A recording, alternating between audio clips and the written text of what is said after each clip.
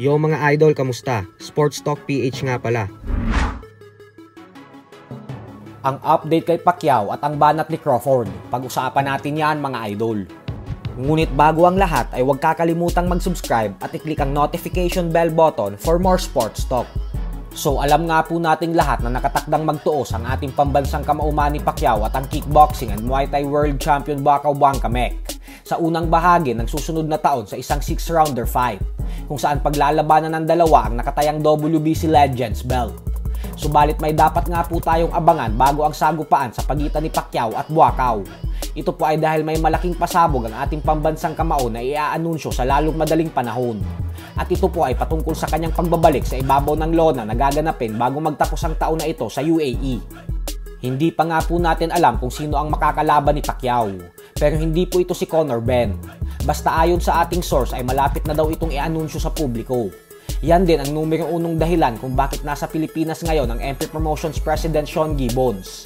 Sa dahilan na inaayos at inaasikaso na nito ang paparating na laban ng former 8th Division World Champion. Tandaan po natin na iba pa ang laban na ito ni Pacquiao versus Buakaw. Kaya naman magiging aktibo talaga ang ating fighting senator sa boxing.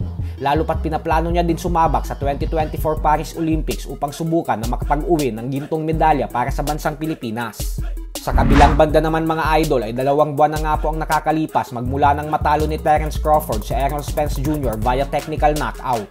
Subalit mukhang hindi matutuwa si Spence sa latest na mga binitawang salita ni Crawford sa kanyang interview. Ayon po kasi kay Crawford ay bagamat si Spence ang former welterweight king at isang mega showdown ang kanilang naging sagupaan, ay sa katunayan umano ay si Spence daw ang pinakamahinang nakalaban niya sa kanyang buong professional boxing career. Paliwanag ni Crawford na hindi naman umano sa nagyayabang siya, pero mas nahirapan pa daw siyang labanan ang mga mahihinang nilalang na nakatapat niya sa nakaraan kaysa kay Spence.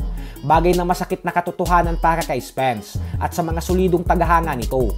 Hindi naman kasi natin maikakailan na nahirapan talaga si Crawford sa mga fighters na katulad kila Sean Porter, Yuriorkis Gamboa at Egidijus Cavaliaskis.